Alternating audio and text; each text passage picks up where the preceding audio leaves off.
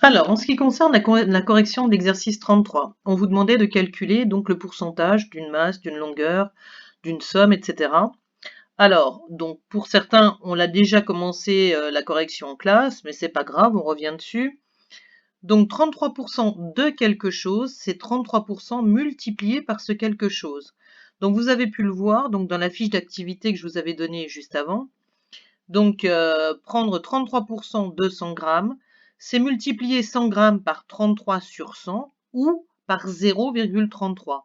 Alors là, donc c'est écrit sous la forme de simplification de fraction, vous savez que j'aime ça, mais voilà, vous auriez pu aussi donc l'écrire sous la forme, euh, ici, on aurait pu mettre aussi 0,33 multiplié par 100 et donc ça donne 33 grammes.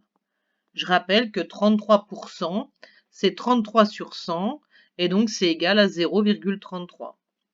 Ici, même chose, 30% de 200 mètres, donc on peut l'écrire sous forme fractionnaire, mais on aurait pu écrire aussi 0,3 fois 200 et on trouvait la même chose, 60 mètres.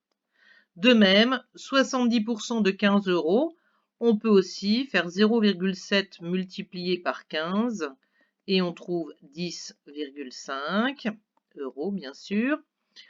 Même chose pour la masse, donc 150%, donc ça fait 1,5 multiplié par 15, puisque je rappelle que 150 divisé par 100, ça fait 1,5, égale 22,5 kg.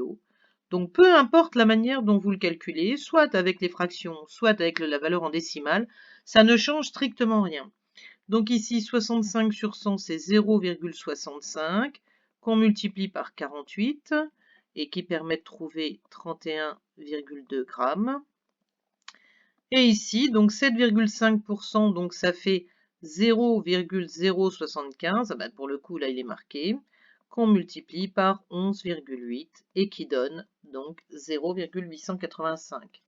Donc ici, donc ça, 0,3 c'est mes 30%, 0,7 c'est 70%, 1,5 c'est 150%, 0,65 c'est 65% et 0,075 c'est mes 7,5%.